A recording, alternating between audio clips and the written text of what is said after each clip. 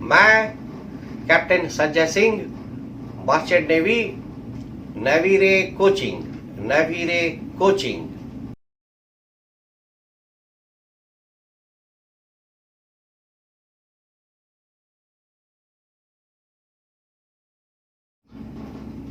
Vessel. The word vessel includes every description of watercraft, including non-displacement craft, weak craft, and seaplanes, used or capable of being used as a means of transportation on water. तो इस definition में 4 चीज निकल करके आता है, 4 points. Number 1 कि watercraft होना चाहिए। नंबर 2 कि इसमें नॉन डिस्प्लेसमेंट क्राफ्ट भी आएगा, वीक क्राफ्ट भी आएगा, सी प्लेन भी आएगा। नंबर 3 कि यह ट्रांसपोर्टेशन के लिए यूज हो रहा हो या फिर ये ट्रांसपोर्टेशन के लिए कैपेबल हो।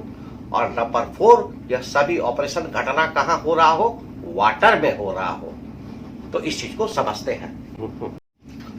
तो number 1, every description of water craft. कोई भी क्राफ्ट हो जो वाटर के लिए है वह वेसल होगा। कोई भी क्राफ्ट हो, वो छोटा बोट हो या हम जिस जहाज पे खड़े हैं अभी आपसे बातें कर रहे हैं, यह मर्चेंट नेवी का कार्गो वेसल टैंकर है, चाहे यह हो, तो कोई भी क्राफ्ट हो, छोटा हो या बड़ा हो, वह वेसल होगा। Number 2, including non displacement craft, मतलब इसमें कि नॉन डिस्प्लेसमेंट क्राफ्ट भी होगा, सी प्लेन भी होगा, विग भी होगा। तो यहां से एक चीज निकल करके आता है कि ये नॉन डिस्प्लेसमेंट क्राफ्ट होगा। तो ये डिस्प्लेसमेंट क्राफ्ट क्या होता है? तो डिस्प्लेसमेंट क्राफ्ट और नॉन डिस्प्लेसमेंट क्राफ्ट में अंतर क्या होता है? छोटा अंतर है। डिस्प्लेसमेंट का मतलब क्या हुआ? किसी चीज को डिस्प्लेस करना। और पानी में डिस्प्लेसमेंट क्राफ्ट का क्या मतलब हो गया कि पानी को डिस्प्लेस करना। तो पानी को डिस्प्लेस करके वो अंदर चला जाएगा। जैसे ये मर्चेंट नेवी का जहाज, हमारा जो टैंकर वेसल है, जा रहा है, ये पानी को डिस्प्लेस करके इसका बॉडी का कुछ पार्ट अंदर गया है। बॉडी का पार्ट अंदर तभी गया है जब ये पानी को डिस्प्लेस किया है, और ये पानी को डिस्प्लेस किया है तो ये डिस्प्लेसमेंट क्राफ्ट हो गया। इसलिए जहाज का वेट जो है डिस्प्लेसमेंट में आता है। तो ये डिस्प्लेस कर रहा है वाटर को। तो सिंपल शब्दों में समझे तो इसका बॉडी पार्ट वाटर के अंदर में गया है, वाटर को डिस्प्लेस किया है, इसलिए इसका ड्राफ्ट बनता है। तो जो भी ड्राफ्ट बनाएगा, जिसका भी ड्राफ्ट होगा, वह डिस्प्लेसमेंट क्राफ्ट होगा। और नॉन डिस्प्लेसमेंट क्राफ्ट तो यही से समझ जा रहे हैं कि जो पानी के अंदर में जिसका कोई बॉडी पार्ट नहीं जा रहा है, जिसका कोई ड्राफ्ट नहीं बन रहा है, वो इस तरह के क्राफ्ट जो होंगे, इस तरह के जो यान होंगे, इस तरह के जो चीज होंगे, उसको नॉन डिस्प्लेसमेंट क्राफ्ट बोलेंगे। तो ऐसा कौन सा चीज हो सकता है कि पानी के अंदर में नहीं जाए? तो पानी के सरफेस क्राफ्ट होगा। पानी के सरफेस लेयर, ऊपरी सतह पर चलने वाला चीज जो है आपका वाटर क्राफ्ट होगा। और यह भी वेसल में आएगा। और पानी के सरफेस पे कौन चलता है? यहीं पर दिया हुआ है sea plane. Sea plane basically क्या होता है? एक aircraft designed to manoeuvre in water. वो अभी रूल में आगे आएगा। या वीक क्राफ्ट, वो अभी पानी के सरफेस पे चलता है ना, वो भी आगे आएगा रूल पे। तो या फिर ऐसा नॉन डिस्प्लेसमेंट क्राफ्ट जो कि पानी के सरफेस पे चलता है, वो वाटर को डिस्प्लेस नहीं करता है, उसका कोई ड्राफ्ट नहीं बनता है, यह भी आएगा। तो यह क्लियर कर दिया है कि सिर्फ पानी में जो डिस्प्लेस कर रहा है वही वाटर क्राफ्ट नहीं होगा, बल्कि जो पानी को डिस्प्लेस नहीं कर रहा है और पानी के सरफेस को भी यूज कर रहा है, उस पानी का वाटरवेज को यूज कर रहा है, पानी के रोड को यूज कर रहा है, वह भी वेसल में आएगा। तो डिस्प्लेस और नॉन डिस्प्लेसमेंट में अंतर समझ जाइए। डिस्प्लेस्ड क्राफ्ट वह हो गया जो पानी के अंदर में जाएगा और वाटर को डिस्प्लेस करेगा। और नॉन डिस्प्लेस क्राफ्ट कौन हुआ? जो पानी के अंदर में जो नहीं जाता है, कोई भी बॉडी पार्ट, छोटा बॉडी, आधा बॉडी पार्ट जो भी है, वो है ना, वो नहीं जाएगा और वो पानी का सरफेस को यूज करता है। तो पानी के सरफेस को यूज करने वाले क्राफ्ट को क्या बोलेंगे? यान को क्या बोलेंगे? Non displacement craft. जैसे कि वीक क्राफ्ट या सी प्लेन इसी डेफिनेशन में है। तीसरा पॉइंट क्या है? यूज्ड और capable of being used as a means of transportation. मतलब ट्रांसपोर्टेशन के लिए जो यूज हो रहा है ऐसा वाटर क्राफ्ट, या फिर जो ट्रांसपोर्टेशन करने के लिए कैपेबल है, यूज हो रहा है कि नहीं हो रहा है, वो मालूम नहीं, पर ट्रांसपोर्ट वो कर सकता है, कैपेबल है, तो यह भी वाटरक्राफ्ट वेसल में आएगा। इस चीज को समझते हैं कि जो ट्रांसपोर्टेशन कर रहा है या कैपेबल है ट्रांसपोर्टेशन के लिए, तो इसका मतलब क्या हुआ कि कैपेबल बीच में ढुकाने का जरूरत क्या था, घुसाने का जरूरत क्या था। तो ये ट्रांसपोर्ट जो, जैसे कि इस जहाज पे हम जो खड़े हैं, हम लोग कार्गो लेकर के एक पोर्ट से दूसरा पोर्ट जा रहे हैं, तो हम लोग ट्रांसपोर्ट कर रहे हैं एक प्लेस से दूसरे प्लेस। तो ये जो जहाज है ट्रांसपोर्टेशन के लिए यूज हो रहा है। अब कैपेबल ऑफ ट्रांसपोर्टेशन का क्या मतलब हुआ कि हो सकता है कि कोई ऐसा भी चीज हो, वाटरक्राफ्ट हो, जो एक जगह से दूसरा जगह नहीं जाता हो, जैसे कि स्टोरेज टैंकर बेस्ट एग्जांपल है। स्टोरेज टैंकर में क्या होता है कि हम लोग जो है कार्गो या ऑयल या केमिकल ला करके किसी एक वेसल में रख देते हैं और वहां से दूसरे जो वेसल आते हैं वहां से लेकर के चले जाते हैं। तो इस तरह से स्टोरेज टैंकर क्या हो गया, वो ट्रांसपोर्ट तो एक जगह से दूसरी जगह नहीं कर रहा है, बट वो कैपेबल है ना, इस चीज को करने के लिए। दूसरे जहाज आकर के लेकर के जा रहे हैं तो वो ट्रांसपोर्टेशन के लिए कैपेबल है, उसका ट्रांसपोर्टेशन के लिए यूज किया जा रहा है। तो इस तरह का क्राफ्ट भी वेसल के अंदर में आएगा। तो ट्रांसपोर्ट हो रहा है तो आएगा ही आएगा, और अगर वो ट्रांसपोर्ट करने के लिए कैपेबल भी है तो भी वो वेसल के अंदर में आएगा। जब हम लोग जूनियर लेवल पे थे, या अभी जो कैडेट्स हमारे इस वीडियो को देख रहे हैं, उन लोगों को कभी कभी डाउट हो जाता है कि स्टोरेज टैंकर पर जा रहे हैं, सी टाइम मिलेगा कि नहीं, एमएमटी देगा कि नहीं, डीजी शिपिंग देगा कि नहीं। तो यह डाउट नहीं होना चाहिए। यह डेफिनेशन का पहला ही लाइन में लिखा हुआ है कि अगर वो कैपेबल है ट्रांसपोर्टेशन के लिए तो वह वेसल में आएगा। तो स्टोरेज टैंकर है कि क्या है, वह वेसल में आएगा, और वेसल में आएगा तो आपको सी टाइम और डीजी शिपिंग आपको देगा ही देगा, एमएमडी आपको देगा ही देगा। इसमें कोई डाउट नहीं होनी चाहिए। तो इस चीज का टेंशन नहीं लीजिए कि स्टोरेज टैंकर पे जा रहे हैं तो सी टाइम मिलेगा कि नहीं मिलेगा, मिलेगा, क्योंकि यह वेसल के अंदर में आएगा, क्योंकि यह कैपेबल है ट्रांसपोर्टेशन के लिए। अब इसी डेफिनेशन में वेसल के चौथा लास्ट पॉइंट क्या है कि ये सभी जो ऑपरेशन या क्रियाकलाप या जो घटना हो रहा है ये वाटर में होना चाहिए, पानी में होना चाहिए, जल में होना चाहिए, क्योंकि यह जो बुक है ROR यह वाटरवेज के लिए है, रोड ऑफ द सी के लिए है ना, रूल्स ऑफ द रोड है।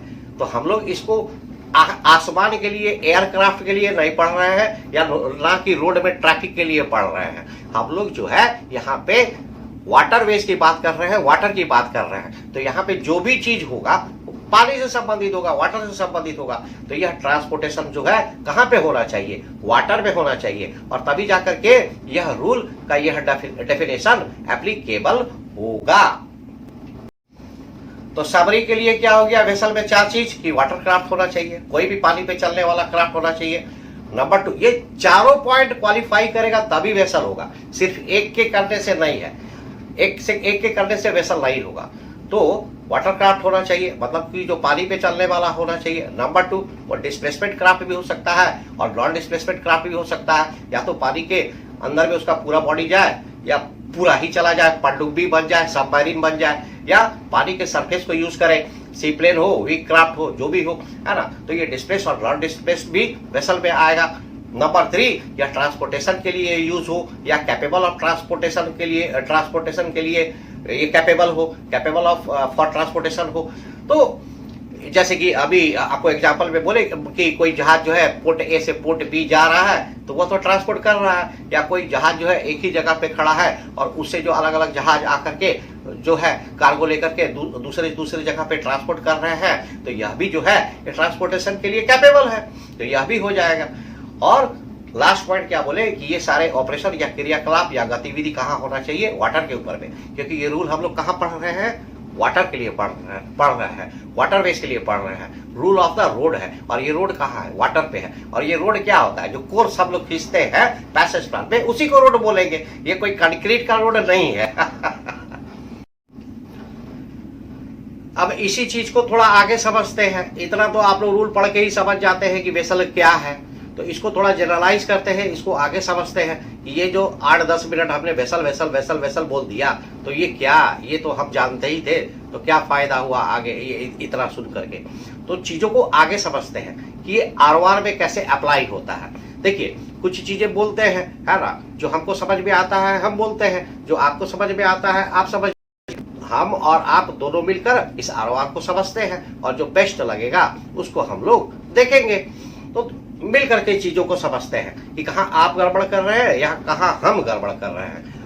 हम लोग सब मिल करके आरओआर को समझने का प्रयास करते हैं। तो ये वेसल शब्द में जो है आप देख रहे हैं कि कितनी सारी चीजें आ जाती है। और नॉर्मली जैसे ही हम लोग वेसल की बात करते हैं तो हमारे दिमाग में मर्चेंट नेवी वेसल का ध्यान आता है, और ये नॉर्मल भी है, इसमें कोई मतलब ये कोई गड़बड़ नहीं है, क्योंकि हम लोग मर्चेंट नेवी वेसल में काम करते हैं। इसलिए जैसे ही कोई वेसल से संबंधित क्वेश्चन या प्रश्न आता है तो हमारे दिमाग में सबसे पहले मर्चेंट नेवी वेसल का ख्याल आता है। तो ये कोई गड़बड़ नहीं है, नेचुरल है, हम लोग यही काम कर रहे हैं तो ऐसा ही होगा। बट यही इसी चीज को समझना है कि वेसल का मतलब सिर्फ ये मर्चेंट नेवी का कार्गो वेसल या टैंकर वेसल या कंटेनर वेसल नहीं होता है। वेसल एक बहुत बड़ा वर्ड है और इसमें बहुत सारे चीज आते हैं। तो वेसल में छोटे बोट भी आते हैं, डिंगी बोट भी आते हैं, और ये मर्चेंट नेवी का जहाज भी आता है, टोइंग वेसल आता है, टग बोट आता है, फिशिंग वेसल आता है, ट्रॉलर आता है। तो ये वेसल की एक बहुत बड़ी दुनिया है। रैम आता है, एनयूसी आता है। सिर्फ ये मर्चेंट नेवी का पावर ड्रिवन वेसल ही नहीं होता है। यह वेसल एक बहुत बड़ी दुनिया है, बहुत बड़ा वर्ड है, इसमें बहुत सारे चीज आते हैं। तो इस चीज को ध्यान में रखना है जो हम लोग गड़बड़ करते हैं। आंसर देने के समय सिर्फ मर्चेंट नेवी का जो वेसल है, cargo vessel, tanker vessel, container vessel, उसके हिसाब से आंसर देना शुरू कर देते हैं, और बाकी जो वेसल है उनको ध्यान में भी रखना है, नहीं तो आंसर में थोड़ा गड़बड़ हो जाएगा, थोड़ा गलत होने की संभावना ज्यादा है। तो सारे वेसल को ध्यान में रखते हुए आंसर देना है। जिस तरह से समझने के लिए अगर हम व्हीकल शब्द का यूज करते हैं तो व्हीकल जो है सिर्फ जो है कार नहीं होता है। व्हीकल जो है सिर्फ 4 चक्का 4 व्हीलर नहीं होता है, 2 व्हीलर मोटरसाइकिल भी व्हीकल होता है ना। और गाड़ी का मतलब सिर्फ कार नहीं होता है, गाड़ी का मतलब बैलगाड़ी भी होता है, घोड़ा गाड़ी भी होता है। बैल अगर किसी चीज को खींच रहा है तो वो बैलगाड़ी हो जाएगा, घोड़ा अगर किसी चीज को खींच रहा है तो वो घोड़ा गाड़ी हो जाएगा। तो गाड़ी का मतलब सिर्फ कार नहीं होगा, गाड़ी बहुत बड़ा चीज हो गया। उसमें बैलगाड़ी से लेके कार से लेके रॉकेट तक आएगा। तो सोचिए गाड़ी कितना बड़ा चीज है, कितना बड़ा वर्ड है कि ये व्हीकल शब्द कितना चीज को बिलोंग करता है, इसमें कितने सारे चीज आते हैं। उसी तरह से वेसल शब्द में सिर्फ मर्चेंट नेवी का यह वेसल नहीं आएगा, यह जहाज नहीं आएगा, इसमें बहुत सारे चीज आएंगे। जैसे बोले अभी छोटा बोट, बड़ा बोट, मझला बोट, सझला boat, tug boat, fishing boat, trawler boat, ram boat, NUC boat, trawler, trawling boat, तो दुनिया भर की चीज है। जब भी आप पोर्ट से बाहर निकलते हैं या पोर्ट को अप्रोच करते हैं तो जो भी क्राफ्ट आपको वाटर क्राफ्ट दिख रहा है सभी वेसल में आएंगे। तो इस चीज को ध्यान रखिए। आंसर देने के लिए सिर्फ मर्चेंट नेवी के जहाज के बेसिस पे आंसर नहीं दीजिएगा, इन तमाम जितने वेसल हैं उनको ध्यान में रखते हुए आंसर देना है। तो नंबर 1 गलती हम लोग यहाँ पे करते हैं जो मेरी समझ है। नंबर 2, यह जो vessel vessel vessel vessel vessel बोल रहे हैं तो इसमें नंबर 2 गलती लोग अक्सर कहाँ करते हैं। ये आरओआर का जो रूल जब आगे जो रूल आएगा आरओआर में, तो उस आरओआर में आप रूल में ध्यान से देखिएगा तो कहीं पर लिखा हुआ है एवरी वेसल और कहीं पर लिखा हुआ है 2 power table vessel, when 2 power table vessel, या कहीं पर क्या लिखा हुआ है एवरी वेसल। तो जहां पे रूल में एवरी वेसल लिखा हुआ है तो यहाँ पे इन तमाम वेसल की बात हो रही है, चाहे वो सेलिंग वेसल हो, सेलिंग बोट हो, चाहे वो फिशिंग बोट हो, चाहे ट्रॉलर हो, या आपका ये मर्चेंट नेवी का पावर टेबल वेसल हो, इन सब की बातें हो रही है।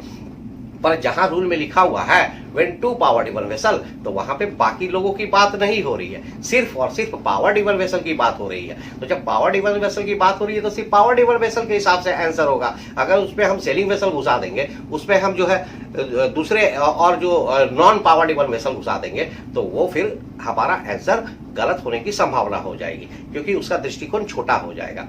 तो जहां पे पावर टेबल वेसल की बात हो रही है वहां पे पावर टेबल वेसल के हिसाब से आंसर देना होगा, और जहां पे एवरी वेसल की बात हो रही है वहां पे इन तमाम वेसल को ध्यान में रखते हुए उसके हिसाब से आंसर देना होगा।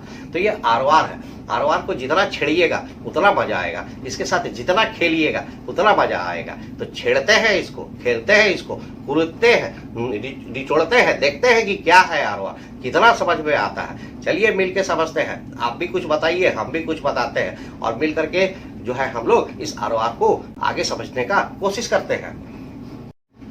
क्योंकि जब वेसल की बात होगी तो वेसल वाले रूल अप्लाई होंगे, और जब पावर ड्रिवन वेसल की बात होगी तो सिर्फ पावर ड्रिवन वेसल वाले रूल अप्लाई होंगे। तो इन चीजों को ध्यान रखना है। तो ये एक छोटा सा डेफिनेशन वेसल, सोचिए कि आरओआर में कितना गहरा असर डालता है। जब तक हम वेसल ही नहीं समझेंगे रूल को कैसे डिफाइन करेंगे। तो आइए मिल के देखते हैं। तो आज के वीडियो में इतना ही। मैं captain Sanjay Singh, merchant navy, Navire coaching. तो दोस्तों जल्द मिलते हैं आपसे नेक्स्ट वीडियो में, और आरओआर के बारे में आगे और डिटेल में चर्चा होगी, और आगे देखते हैं कि आरओआर में क्या है। तो देखते रहिए मेरा channel Navire coaching. Thank you very much for watching. Thank you very much.